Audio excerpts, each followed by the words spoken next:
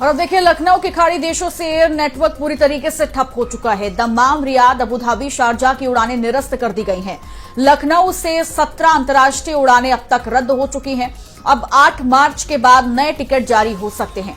तो बड़ी जानकारी, बड़ी खबर आपको एयरपोर्ट से तस्वीरें भी आप दिखा रहे हैं, जो कि लखनऊ एयरपोर्ट की यह तस्वीरें हैं, जहां एयर नेटवर्क पूरी तरीके से ठप है और दम्माम से लेकर रियाद, अबू धाबी, शारजाह की उड़ानें निरस्त हो चुकी हैं और लखनऊ से ही 17 इंटरनेशनल फ्लाइट्स अब तक रद्द हो चुकी हैं।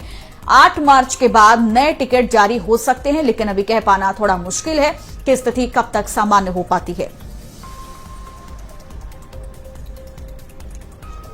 तो बड़ी खबर, बड़ी जानकारी आपको बता रहे हैं, जहां वैश्विक महायुद्ध को लेकर के अब लखनऊ से लेकर के तमाम जगह से वो तस्वीरें आ रही हैं, जहां पर जो यात्री हैं वो बेहद परेशान हैं। न सिर्फ लखनऊ से बल्कि मुंबई एयरपोर्ट से भी वो तस्वीरें आई हैं, जहां पर यात्री बेहद परेशान हैं और पिछले 24 घंटे से वो एयरपोर्ट पर फंसे हुए हैं, क्योंकि उनकी उड़ानें रद्द की जा चुकी हैं, क्योंकि एयर नेटवर्क पूरी तरीके से ठप है।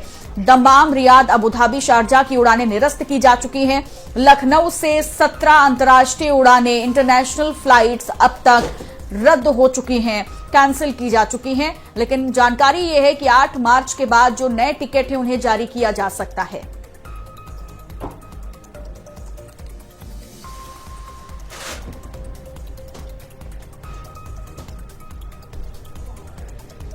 तो लखनऊ से लेकर देखिए मुंबई तक की ये तस्वीरें आपको हम दिखा दें, जहां मुंबई में भी पिछले 24 घंटे से जो यात्री हैं वो फंसे हुए हैं और लखनऊ का खाड़ी देशों से एयर नेटवर्क पूरी तरीके से ठप हो चुका है। दम्माम, रियाद, अबू धाबी में जाने वाली जो फ्लाइट्स थी वो पूरी तरीके से कैंसिल की जा चुकी हैं, लेकिन जानकारी यह है कि 8 मार्च के बाद नए टिकट जारी किए जा सकते हैं।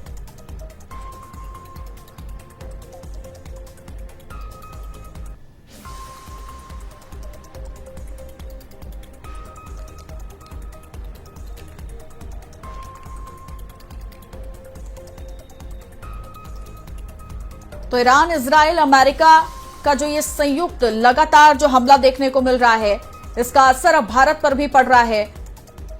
और अब लखनऊ से लेकर मुंबई कई ऐसे एयरपोर्ट हैं जो कि इंटरनेशनल फ्लाइट्स को, यानी खाड़ी देशों पर जाने वाली जो फ्लाइट्स थी उन्हें कैंसिल किया जा चुका है।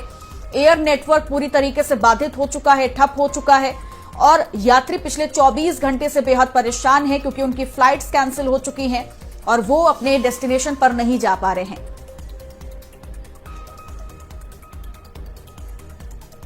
तो ईरान इजराइल संकट की वजह से इंटरनेशनल एयरपोर्ट प्रभावित होने से मुंबई के छत्रपति शिवाजी महाराज अंतर्राष्ट्रीय हवाई अड्डे पर भी अफरा तफरी का माहौल है और कई अंतर्राष्ट्रीय उड़ानें रद्द हो चुकी हैं, जिसकी वजह से 24 घंटे से ज्यादा समय से यात्री फंसे हुए हैं। उड़ानें रद्द हो चुकी हैं, परेशान है यात्री, 24 घंटे से वो एयरपोर्ट पर हैं। मुंबई से कुवैत जाने वाले यात्री एयरपोर्ट पर अटके हुए हैं। छत्रपति शिवाजी हवाई अड्डे पर अफरा तफरी का माहौल बना हुआ है। तो ईरान युद्ध को लेकर मुंबई एयरपोर्ट पर यात्री फंसे हैं, क्योंकि उड़ानें जो हैं उन्हें रद्द किया जा चुका है और जिनकी टिकट्स थी वो अपने समय अनुसार एयरपोर्ट्स पहुंचे, लेकिन उनकी फ्लाइट्स कैंसिल हो चुकी हैं और पिछले 24 घंटे से कई ऐसे यात्री हैं जो इस वक्त एयरपोर्ट पर बने हुए हैं और बेहद परेशान हैं, लेकिन उन्हें नहीं पता कि वो कब जा पाएंगे।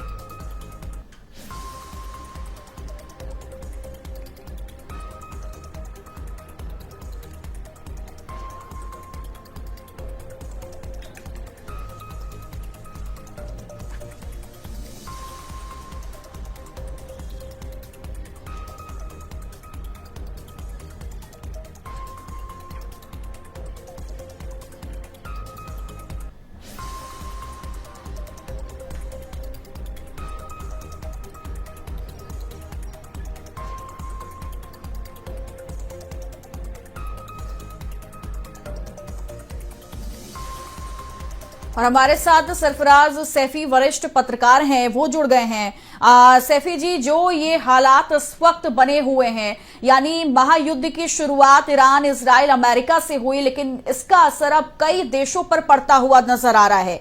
क्या लग रहा है कि आगे क्या और हालात बन सकते हैं, क्या सिचुएशन हो सकती है? देखिए, जो हालात यहां पर हैं, खासतौर से जो दुनिया के तमाम मुस्लिम ममालिक में इस समय चल रहे हैं, वो हालात ठीक नहीं है। और जंग किसी मसले का हल नहीं होता है। आप जानते हैं कि बातचीत के जरिए ही किसी मसले को निपटाया सुलझाया जा सकता है, लेकिन जो हालात अभी बने हुए हैं, खासतौर से आप दुनिया के किसी भी कंट्री को इस समय देखेंगे तो किसी न किसी वजह से वो टेंशन में जरूर होगा। चाहे आप इजराइल का और ईरान का आप देखिए कि किस तरीके से टेंशन बढ़ी हुई है, उसकी वजह से पूरी एशिया कंट्री इस समय परेशान है। और मैं चूंकि इस समय दुबई में मौजूद हूं, दुबई में एक होटल में मौजूद हूं, अगर मैं आपके दर्शकों को अगर तस्वीरें दिखाऊं तो मैं बुर्ज खलीफा के बिल्कुल नजदीक में रुका हुआ हूं। तो मैं आपके दर्शकों को तस्वीरें भी दिखा देता हूं, फिर हम बातचीत भी करते रहेंगे ताकि बातचीत और अच्छे से हो पाए, अच्छे से चीजों को आप समझ पाए। ये तस्वीरों के जरिए मैं आपको दिखा रहा हूं। देखिए, ये सामने आपको बुर्ज खलीफा नजर आ रहा होगा। ये यहां पर यूएई में जिस तरह की तस्वीरें लगातार दिखाई जा रही हैं कि साहब बहुत बुरा हाल है, बहुत बड़ी टेंशन है, यहां ऐसा कुछ नहीं है। लोग अपने दफ्तर आ रहे हैं, जा रहे हैं। हालांकि यूएई सरकार ने वर्क फ्रॉम होम करने की सलाह दिया है, उसके वजह से लोग बहुत कम है। अमूमन जो ट्रैफिक रहता है वो नहीं है। मेरे ठीक सामने पार्क जुमेरा है, थोड़ी सी दूरी पर, वहां पर जो होटल्स हैं, जिस जगह मैं मौजूद हूं, ये दुबई का सबसे सेफ इलाका माना जाता है, जहां पर पूरी दुनिया के जो लोग हैं, जो सीईओज हैं, दफ्तर हैं, उनके ऑफिस यहां पर मौजूद हैं। आप देखिए कि जितने भी चाहे हिंदुस्तान के हों, चाहे वो यूएस के हों, अमेरिका के हों, या ईरान के हों, इराक के हों, इजराइल के हों, या किसी भी कंट्री के लोग हों, वो यहां पर आकर अपना कारोबार करते हैं, अपना दफ्तर है उनका यहां पर मौजूद है। तो इसीलिए बहुत ज्यादा यूएई की टेंशन नहीं है, क्योंकि अमूमन लोगों को लगता है कि साहब दुबई चूंकि पूरी दुनिया का सबसे ज्यादा सेफ शहर है, क्योंकि यहां पर यूएई चूंकि बहुत बड़ा है, लेकिन मैं दुबई की बात कर रहा हूं। दुबई बिल्कुल सबसे सेफ शहर है, और सेफ शहर होने के नाते यहां किसी तरह की लोगों को टेंशन नहीं है, सिवाय एयरपोर्ट बंद के नाते। लोग अपने परिवार के साथ मिल रहे हैं, लोग अपने परिवारों के साथ घूम रहे हैं, चिल आउट कर रहे हैं, चूंकि टूरिज्म फ्रेंडली ये सिटी है। जो लोग अक्सर आते हैं वो जानते हैं कि भाई अगर हम दुबई में हैं तो बिल्कुल सेफ है, लेकिन जिस तरह का माहौल जो दिखाया जा रहा है वो इस तरह का माहौल यहां पर बिल्कुल नहीं है। क्योंकि जो धमाका हुआ था वो दुबई से 142 या 45 किलोमीटर दूर आबू धाबी में हुआ था, क्योंकि वहां यूएस बेस है। उसके अलावा जो दुबई से तकरीबन दूर है वो वहां पर एयर बेस है। जितने भी मिसाइल या ड्रोन जा रहे हैं वो इंटरसेप्ट यहां की सरकार कर रही है। तो इस वजह से बहुत ज्यादा यहां टेंशन की बात नहीं। हां, इतना जरूर है चूंकि जो एयरपोर्ट्स हैं वो बंद है, उसकी वजह से जो यात्री हैं, ट्रैवल्स हैं, टूरिस्ट हैं, वो सब फंसे हुए हैं, और वो थोड़ा सा टेंशन का माहौल एयरपोर्ट की साइड में जरूर है। लेकिन जो होटल्स में हैं, लोग सब ठीक हैं, किसी तरह की कोई दिक्कत नहीं है, किसी तरह की कोई परेशानी नहीं है। इसीलिए लोग अपने यहां पर सुरक्षित अपने आप को महसूस कर रहे हैं, सुरक्षित मान रहे हैं। एक बार फिर से मैं आपके दर्शकों को एक तस्वीर फिर दिखा देना चाहता हूं कि आप तस्वीरें दिखा दीजिए। ये आपके चैनल पर मुझे लगता है कि एक्सक्लूसिव तस्वीरें हैं जो नहीं है। ये दुबई के बुर्ज खलीफा के बारे में आपको शायद थोड़ा धुंधला है, नजर आ रहा होगा कि साहब यहां पर जो है बहुत ज्यादा टेंशन का माहौल है। कुछ नहीं है, सब लोग अपने अपने होटल्स में सेफ हैं, कोई होटल्स खाली नहीं कराए गए हैं, कोई लोग बहुत ज्यादा पैनिक क्रिएट नहीं कर रहे हैं। सब लोग अपनी तरीके से अपनी लाइफ को एंजॉय कर रहे हैं। जैसे जिंदगी चलती है ठीक उसी तरीके से जिंदगी यहां चल रही है। ये रिहायशी इलाका है, जो ये पॉश इलाका है। जैसे मैंने आपको बताया कि जितने भी पूरी दुनिया के जो सीईओज हैं, जितनी बड़ी कंपनीज हैं, उनके दफ्तर हैं, और इसी रोड पे हमारा भी दफ्तर है, जहां मैं होटल से होते हैं, चूंकि आपको बताया कि 20 फ्लोर तक यहां पर दफ्तर होते हैं, और उसके बाद इनका रेजिडेंट एरिया होता है, फिर होटल्स होते हैं। ये हर बिल्डिंग का यहां पर कल्चर है। तो अमूमन इसी रोड पर हमारा दफ्तर भी है, जहां मैं अपने दफ्तर में एक मीटिंग के लिए आया था, लेकिन अनफॉर्चुनेटली मुझे दूसरी कंट्री जाना था, लेकिन वो फ्लाइट्स बंद होने की वजह से मैं भी यहां रुका हूं। तो मैं लगातार अपनी मीटिंग्स कर रहा हूं, लगातार मैं अपने काम कर रहा हूं, लगातार मैं अपने जो मीडिया हाउसेज है, ये जो मेरे अदर बिजनेस है, मैं उनके लोगों के साथ में काम कर रहा हूं। तो ऐसा कोई टेंशन वाली बात यहां पर नहीं है, जिस तरह की टेंशन हमारे यहां पर ज्यादा दिखाई जा रही है। यहां लोग सब सुरक्षित हैं, सेफ हैं, सिक्योर हैं, और चूंकि टेंशन चाहे वो घर में हो, मोहल्ले में हो, दफ्तर में हो, या कंट्री में हो या स्टेट में हो, टेंशन होती है, आप बहुत अच्छे से जानते हैं। और चूंकि उसकी वजह से हर कोई परेशान हो जाता है, तो मुझे लगता है कि जो टेंशन है जितनी जल्दी कम होगी एशिया कंट्री में या गल्फ कंट्रीज में या पूरी दुनिया में, तो वो सभी के लिए ठीक है। चूंकि कारोबार बंद होता है तो आर्थिक चीजों पर बहुत असर पड़ता है, लोड पड़ता है। चूंकि हिंदुस्तान के प्रधानमंत्री हिंदुस्तान के रहने वाले लोग हैं जो विदेशों में, तकरीबन 40 लाख लोग यहां काम करते हैं। आप अंदाजा लगाइए कि अगर जरा से टेंशन होती है तो टेंशन हमारे हिंदुस्तान को भी बढ़ेगी, हमारे मुल्क को भी बढ़ेगी। चूंकि इतने परिवार, इतने लोग यहां काम करते हैं, तो वो सरकार के लिए भी एक बहुत बड़ी चुनौती होगी। तो मुझे लगता है कि हमारे देश के प्रधानमंत्री नरेंद्र मोदी साहब लगातार जो यूएई सरकार से लेकर इजराइल से या यूएस से लगातार वो बातचीत के जरिए इस मसले को, इस चीजों को सुलझाने की कोशिश में लगे हुए हैं, ताकि चीजें नॉर्मल हो। जो भारतीय टूरिस्ट हैं या हम जैसे लोग जो अपने कारोबारी सिलसिले में जो देश विदेश में फंसे हुए हैं वो निकल सके। चूंकि आप जिस तरह की खबरें बता रही थी कि लखनऊ हो, दिल्ली हो या मुंबई एयरपोर्ट्स हो, सब जगह पर कमोवेश यही हाल है। चूंकि कोई अपनी शादी के लिए, कोई अपने परिवार के फंक्शंस के लिए, कोई अपने बिजनेस मीटिंग्स के लिए कोई जा रहा है, उस लिए बहुत बड़ी मुश्किल का वक्त है। चूंकि मैंने बताया कि मुझे भी दूसरी कंट्री में ट्रैवलिंग करनी थी, अब मैं भी वहां जाने की बाद में सोचूंगा। पहले मैं हिंदुस्तान आऊंगा, अपने मुल्क आऊंगा, अपने घर बॉम्बे जाऊंगा, फिर उसके बाद मैं प्लान करूंगा कि भाई मुझे कहीं जाना है। तो ये टेंशन तो है ही, और इस टेंशन को जितनी जल्दी कम हो सके वो हम सब के लिए, पूरी दुनिया के लिए, एशियन कंट्रीज के लिए, गल्फ कंट्रीज के लिए, भारतीयों के लिए बहुत ज्यादा अहम और यानी ये कह सकते हैं कि दुबई में इस वक्त जितने भी लोग हैं, फिर वो चाहे भारतीय लोग हों या फिर वहां दुबई के हों, वो फिलहाल सुरक्षित हैं। ये एक अच्छी खबर जरूर हो सकती है सभी के लिए। लेकिन सैफी जी, सवाल ये भी है कि कहा जा रहा है कि अमेरिका ने ईरान को एक पर्ल हार्बर जैसा दर्द दे दिया है। क्या आपको ऐसा लगता है? देखिए, जिस कंट्री की आप बात कर रहे हैं, मैं चूंकि यहां बैठा हूं तो यहां मीडिया पर बहुत ज्यादा बाउंडेशन और बहुत ज्यादा पाबंदी होती है, तो मेरी भी कुछ बाउंडेशन है जो मैं बहुत ज्यादा खुल के बात नहीं कर सकता। क्योंकि हम स्टूडियो में होते हैं आप और हम तो बहुत सारी बातें कर लेते हैं, क्योंकि मैंने बहुत सारे शोज किए हैं इन कंट्रीज को लेकर या यूएस को लेकर। जहां तक बात आप डोनाल्ड ट्रंप की कर रहे हैं, उस इंसान की बातों पर क्या भरोसा किया जाए जिस इंसान की बातों में कोई वजन ना हो। वो अपने आप को एक बड़ा दुनिया का सबसे बड़ा नेता बनने के चक्कर में वो कुछ भी बोल जाते हैं। आपने देखा होगा कि हमारे मुल्क के साथ जब, पड़ोसी मुल्क के साथ जब टेंशन हुई थी तो किस तरह की बयानबाजी उन्होंने की थी। हमारे प्रधानमंत्री नरेंद्र मोदी साहब के लिए किस तरह की बयानबाजी की थी। तो मैं उसके बारे में हमेशा एक बात कहता हूं डोनाल्ड ट्रंप के।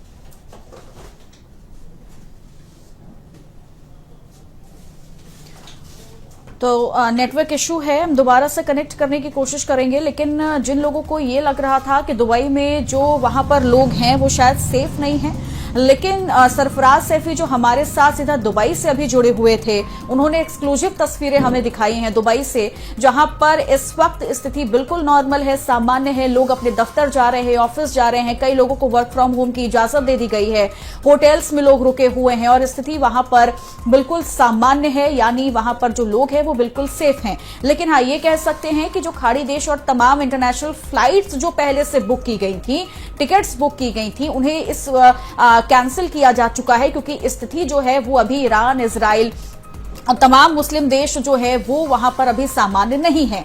इसीलिए फ्लाइट्स को कैंसिल किया जा चुका है, उड़ानें निरस्त की जा चुकी हैं और ये कहा जा रहा है कि 8 मार्च के बाद एक बार फिर से जो टिकट्स हैं वो दोबारा से हो सकती हैं।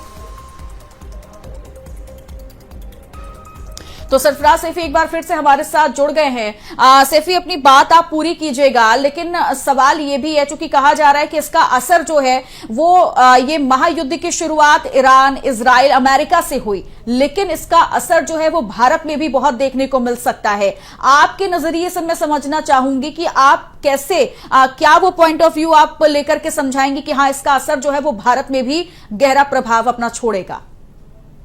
देखिए, आपने बहुत अच्छा सवाल किया है और आप क्योंकि जानते हैं, आप लंबे वक्त से मीडिया में काम कर रहे हैं, जब भी किसी देश में कोई हालात खराब होते हैं उसका असर हर देश पे पड़ता है। आप देखिए कि अगर फ्लाइट्स बंद हैं तो जो हिंदुस्तान की जितने टिकट्स होंगे, जितने ट्रैवलर्स होंगे वो बाहर जाना चाहते हैं, वो हमारे देश पे भी असर पड़ रहा है। जितने टूरिस्ट हिंदुस्तान में आए हुए होंगे उन पर भी असर पड़ रहा है। रोजमर्रा की चीजों पर भी असर पड़ रहा है, स्टॉक एक्सचेंज पर भी असर पड़ रहा है, कारोबारों पर भी असर पड़ रहा है, क्योंकि हमारा इंपोर्ट एक्सपोर्ट भी पूरी तरीके से बंद है। आप ये सोचिए कि अगर एक दिन इस तरीके से जंग होती है या एक तरीके से एक दिन बंद होता है तो कितना नुकसान होता है, इसका अंदाजा आप और हम नहीं लगा सकते हैं, क्योंकि ये बहुत बड़े लेवल पर नुकसान है। आप सोचिए कि हिंदुस्तान जैसा इतना बड़ा मुल्क, उसके इतने सारे बाशिंदे मुस्लिम ममालिक में काम करते हैं, मुस्लिम देशों में काम करते हैं, एशियन कंट्रीज में काम करते हैं, या कितने ऐसे दुनिया के देश हैं जो जिनके हमारे भारत के साथ बहुत अच्छे संबंध हैं, व्यापार करते हैं, बिजनेस करते हैं। तो आप अंदाजा लगाइए कि किस तरह की मुश्किल, किस तरह की परेशानी हो रही होगी कारोबार को लेकर, बिजनेस को लेकर। तो वो एक बहुत बड़ी चिंता है। जो बड़ी बड़ी कंपनीज हैं, जिस कंपनीज में बड़े बड़े लोग काम करते हैं, उनके इंपोर्ट एक्सपोर्ट पर कितना असर पड़ रहा होगा वो देखिए। चलिए ठीक है, डिजिटल का जमाना है, ऑनलाइन का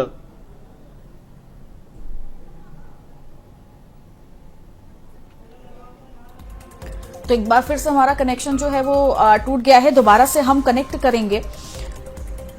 लेकिन जो सवाल है वो बहुत ज्यादा अहम इसलिए हो जाता है क्योंकि हमेशा से देखा गया कि अगर किसी भी देश में युद्ध की शुरुआत होती है उसका असर भारत में भी पड़ता हुआ दिखाई देता है।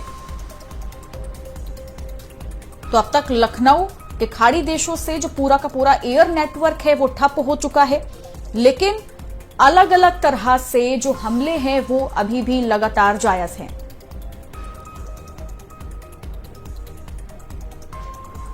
और एक बार फिर से सरफराज सैफी हमारे साथ जुड़ गए हैं। सरफराज, आप अपनी बात पूरी कीजिएगा, आप जो कह रहे थे।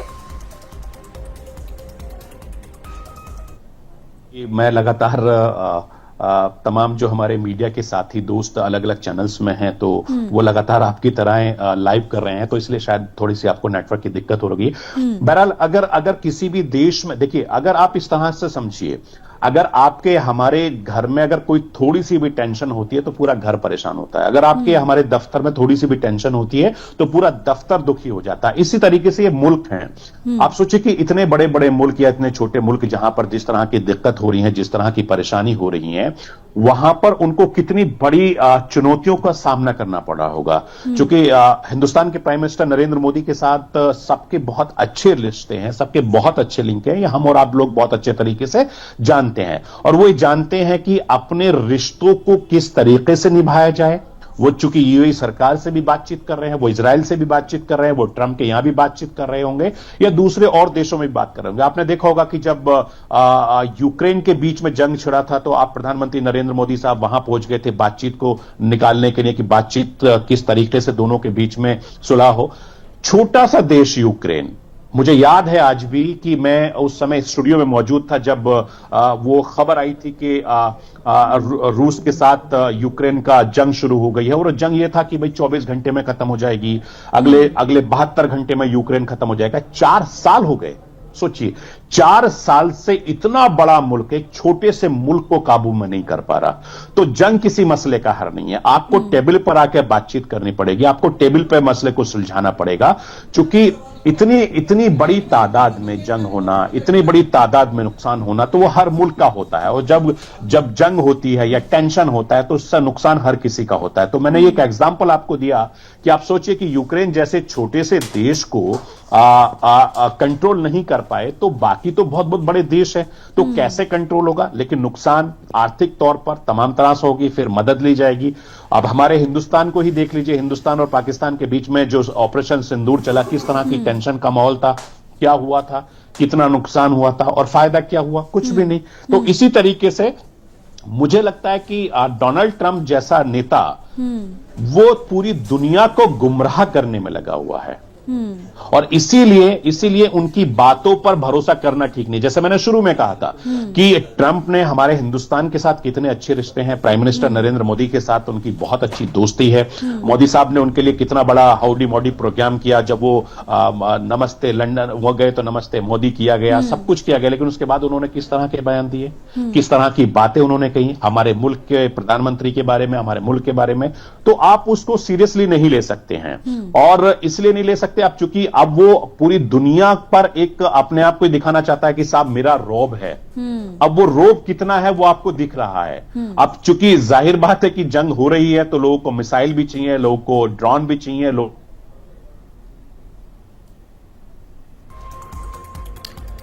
तो सरफराज सैफी हमारे साथ जुड़े दुबई से।